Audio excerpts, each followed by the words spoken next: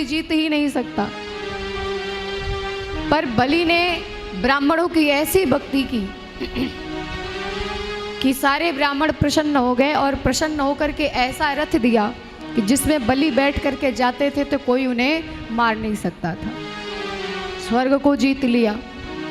माता अदिति जो देवताओं की माता हैं, रोती बिलखती कश्यप ऋषि के पास आई, बोली सरकार कोई ऐसा उपाय बताओ जिससे हमारे बच्चों के उजड़े हुए घर बस जाएं, क्या करूं?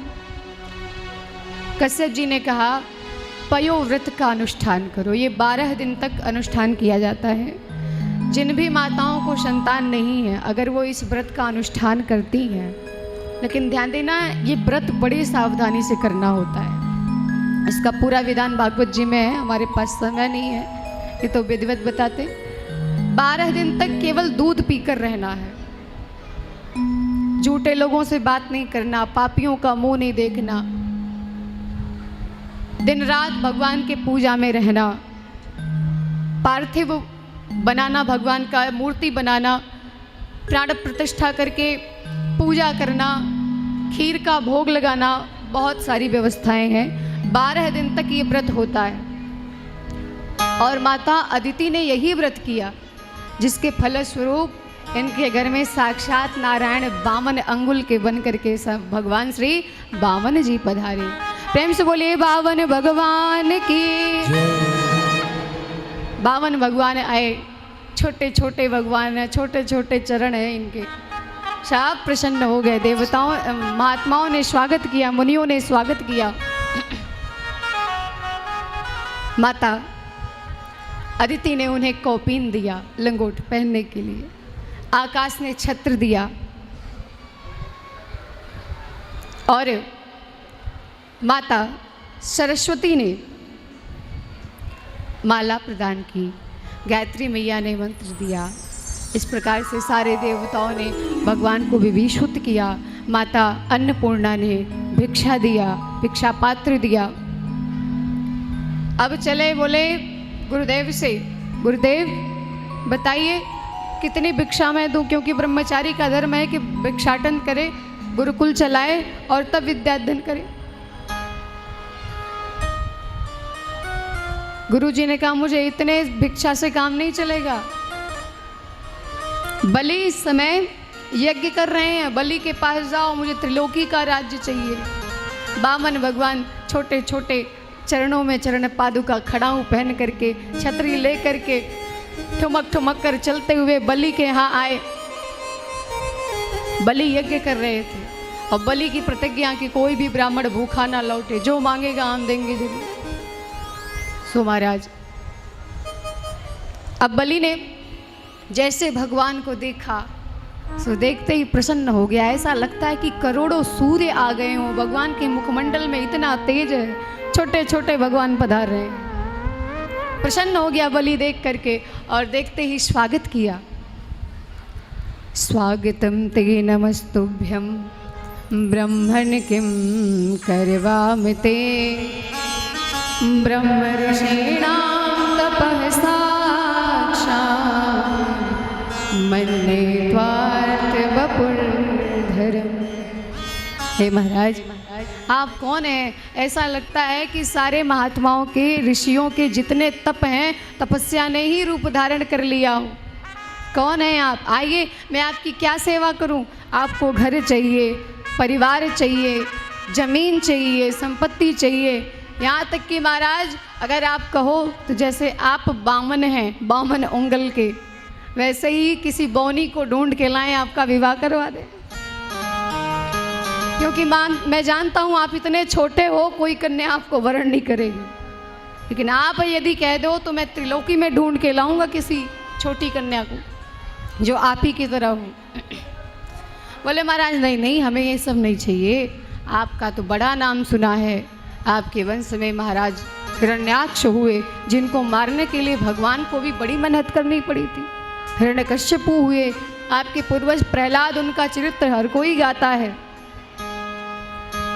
आपके पिता विरोचन, और आप तो महादानी हैं ही।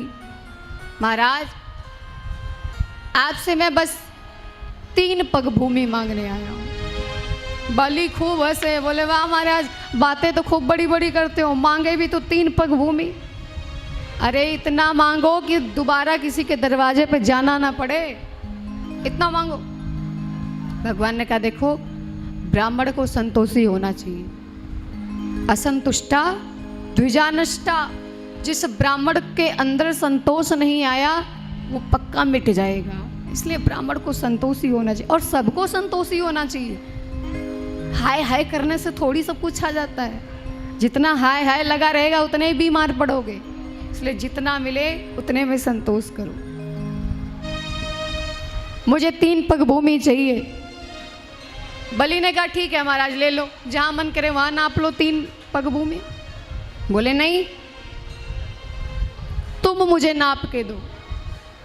अच्छा मैं क्यों नापूं महाराज, मुझसे नहीं होगा, इतना कम दान मैंने आज तक किसी को दिया ही नहीं है, मुझसे नहीं होगा। भगवान ने कहा अच्छा तुम्हारे पैर बड़े हैं ना तो ज़्यादा भूमि आ जाएगी, और मेरे पैर छोटे हैं कम भूमि आएगी, इसीलिए तुम अपने पैरों से नाप के नहीं दे रहे हो। बलि खूब हंसा रहे महाराज, अगर आपके पैर छोटे हैं तो आप पैर बढ़ा के नाप लो। भगवान ने कहा यही बस मैं उगलवाना भी चाह रहा था कि तुम्हारे साथ कोई धोखा ना हो, अब मैं पैर बढ़ा के नापूंगा, कुछ कहना मत। बलि संकल्प लो। जैसे संकल्प करने के लिए कहा, बलि ने कहा 3 पग भूमि का क्या संकल्प करना हमारा। शुक्राचार्य ने कहा ये कौन पंडित है, बहुत देर से बातें कर रहा है। ध्यान लगा के देखा, बोले अरे बलि सावधान, ये नाटा है ना बड़ा खोटा है, इसे छोटा समझ करके, ब्राह्मण समझ करके तुम संकल्प मत कर लेना। ये तुम्हें पूरा, तुम्हारा जितना वैभव है, त्रिलोकी का राज्य तुमसे लेने आए हैं, साक्षात नारायण है ये। बलि ने कहा ये मेरा सौभाग्य है, अगर सब कुछ चला जाता है, मैं भी चला जाता हूँ तो मुझे कोई फर्क नहीं पड़ता, क्योंकि मेरा सुकृत ऐसा है, मेरा पुण्य ऐसा है कि मेरे दरवाजे पे नारायण आज भिक्षा पात्र लेकर के मांगने आए, मैं दूंगा। शुक्राचार्य ने कहा बड़ा ज्ञानी बनता है, जा मेरा श्राप है, तू श्रीहीन हो जा। गुरुजी की भी श्राप। अब जैसे बलि हाथ में जल लेने चले, सो जल गिरा रहे थे, तो जो केतली का जो मुख था जल गिर ही नहीं रहा था, क्योंकि शुक्राचार्य उसमें जाके बैठ गए। बोले ना जल गिरेगा ना मेरा चेला दान करेगा, मेरा चेला तो मिट जाएगा। भगवान ने कहा बलि जी लगता है इस केतली में जंग लग गया है। कुशा निकाले और कुशा निकाल करके बोले लाओ थोड़ा साफ कर दूं। और जैसे साफ करने के लिए सोचा तो शुक्राचार्य की एक बल्ब फ्यूज, एक आंख फूट गई। अब तो महाराज तुरंत रास्ता छोड़ दिए। अब संकल्प लिया बलि ने, और जैसे संकल्प लिया भगवान ने कहा तूने कहा था पैर बढ़ा के लो, तो लो अब मैं पैर बढ़ाता हूँ। बहुत बड़ा शरीर भगवान ने बनाया, एकदम विशाल शरीर। भगवान ने जब अपना चरण उठाया तो आकाश में चरण लगने से गंगा जी का प्रादुर्भाव हुआ। चरण धो करके ब्रह्मलोक में ब्रह्मा जी ने चरणोदक अपने कमंडल में रखा। भगवान के चरणोदक ठाकुर जी ने एक ही चरण में पूरे लोगों को नाप लिया, दूसरे में नीचे के लोगों को नापा। अब बोले बलि जल्दी बता तीसरा पैर कहाँ रखूं। अब बलि तो घबराया कि वचन दे करके भी अगर पूरा नहीं कर पाऊंगा तब तो नरक में जाना पड़ेगा, क्या करूं। भगवान बोले कि तैयार हो जाओ नरक में जाने के लिए, क्योंकि देखो कुछ लोग होते हैं दान देने का वादा तो कर देते हैं पर देते नहीं हैं। ना दो चलेगा पर वादा करके अगर नहीं दोगे तो नरक में जाने से कोई रोक नहीं सकता। इसलिए या तो कहो मत और संकल्प लो तो उसे पूरा करो। अब बलि ने सोचा कि मुझे नरक में जाना पड़ेगा, क्या करें। भगवान के दूत आ गए अपने पास में बांधने के लिए, बलि को बांध लिया। तब तक बलि की जो पत्नी है विंध्यावली घर में से दौड़ी दौड़ी आई और बोली महाराज अभी रुक जाओ, आप ब्रह्मचारी हो, आप ब्राह्मण हो, दान लेने तो आ गए पर दान लिया कैसे जाता आपको तो पता ही नहीं है। क्यों महाराज, विंध्यावली ने कहा दान की तो बात दूर रही, आपको संकल्प भी करवाने नहीं आता। भगवान ने कहा ऐसी क्या कमी रह गई देवी जी? विंध्यावली ने कहा बिना पत्नी के पति कोई शुभ कार्य नहीं करता। मेरे बिना तुम मेरे पति से इतना बड़ा दान कैसे ले लिए? मैं तो घर में थी। भगवान चुप हो गए, कोई जवाब ही नहीं है। विंध्यावली ने कहा सरकार, दान तो ये संकल्प आपका पूरा नहीं है, लेकिन अगर मेरे पति ने कह दिया है तो भी दान आप जानते हैं कैसा होता है? जब कोई शुभ कार्य करो तो दान किया जाता है, और दान देने के बाद 2 प्रकार की दक्षिणा दी जाती है। एक तो दान का दक्षिणा होता है और दूसरी दक्षिणा होती है जिसका नाम होता है भूयसी। तो एक दान का संकल्प आपने करवाया, 2 दान तो मांगा ही नहीं आपने, अभी 2 तो दान बाकी ही है। बलि ने कहा एक तो पूरा नहीं कर पा रहा हूं, 2 और कहां से लाके दूंगा? विंध्यावली ने कहा आप चुप रहो महाराज, मैं भी इनसे पूछती हूँ, आपका दान तो पूरा नहीं है। भगवान ने कहा अब 2 और लाके दो। तुम ही तो बता रही हो, मुझे नहीं पता, तुम्हें पता है, तो 2 और दान लाके दो, एक दक्षिणा और एक भूयसी दक्षिणा। विंध्यावली ने कहा सरकार, इस शरीर को पृथ्वी माना गया है, पूरे शरीर को पृथ्वी बताया गया है, इसलिए हम आपसे निवेदन करते हैं एक चरण आप मेरे पति के सर पे रखिए, उसे दान मान लीजिए। दूसरा चरण मेरे सर पे रखिए, उसे भूयसी मान लीजिए। तीसरा मेरे पुत्र बाणासुर के ऊपर अपने चरण रखिए, ये तीसरा दक्षिणा मान करके हम तीनों को स्वीकार कर लीजिए। धन्य है विंध्यावली, आज इसके सामने भगवान निरुत्तर हो गए और कृपा करके तीनों के मस्तक पे अपने चरण रखे, तीनों को स्वीकार किया। भगवान ने बलि को सुतल लोक का राज्य दिया, बोले वरदान मांगो। बलि ने कहा अगर वरदान देना ही चाहते हो, ऐसा करो कि मैं जिस दरवाजे से निकलूं मेरे हर दरवाजे पे आप खड़े रहो। भगवान ने कहा अच्छा गेटमैन बनाया मुझे,